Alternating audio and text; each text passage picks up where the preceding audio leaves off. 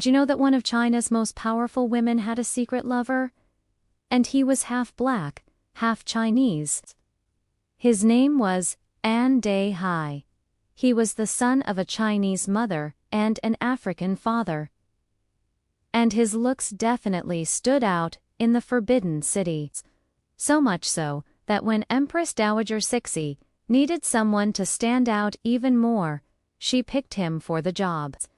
She picked him to be her personal eunuch. Now, being a eunuch wasn't exactly a prestigious position. In fact, it was quite the opposite. Eunuchs were men who had been castrated, they were usually poor, or had been convicted of a crime, or were just too expendable. And they served the emperor and his household by doing menial jobs.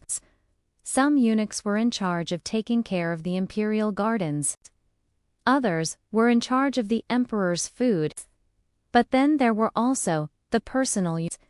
They took care of the most intimate needs of the emperor and the empress. And even though it was a menial job, it was still a very important one. If you got on the good side of your master, you could gain a lot of power and influence. And if you got on their bad side, well, let's just say you wouldn't last long in the Forbidden City. It was a high-risk, high-reward job. And An Dehai definitely knew how to play the game. He became one of the most powerful eunuchs in the Forbidden City. But his looks definitely didn't help him. He was half black, and in a city where everyone was trying to look as white as possible, that was not a good thing. But instead of trying to fit in, An Dehai played up his looks. And when Cixi needed someone to stand out, she picked him for the job. He became her personal eunuch, and the two of them became very close. In fact, it was rumored that they had an affair. Now, we can't say for sure if these rumors are true, because there is no concrete evidence to back them up. But what we do know is that their relationship caused a scandal in the Forbidden City. You see, eunuchs weren't allowed to get married. And if they did, they weren't allowed to have children. The reason for this was twofold. One, eunuchs were seen as property of the emperor. And two, having children outside of wedlock was a huge scandal in Chinese society. But despite all of that, it was rumored that An Dehai and Cixi had a son together. Now, the only way that they could have kept this a secret for so long is if the rumors were false.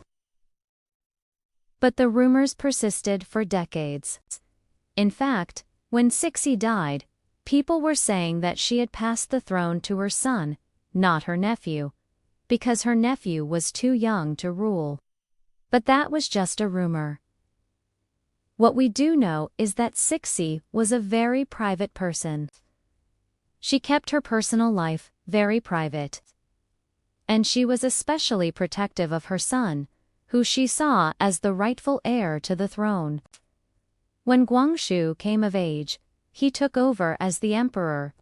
But he was a weak ruler, and Cixi was the one who was really in control. It was a scandalous relationship, a forbidden love between a powerful and a humble eunuch. A love that dared to speak its name, whose shadow loomed over the forbidden city. Did they really have a son together? We may never know the truth. What we do know is that the relationship was one of the most talked about topics in Forbidden Cities. Even today, it continues to fascinate us. So, what do you think? Was there a scandalous affair between Cixi and An Dehai? Let me know in the comments below. And if you enjoyed this video, be sure to like and subscribe. See you next time.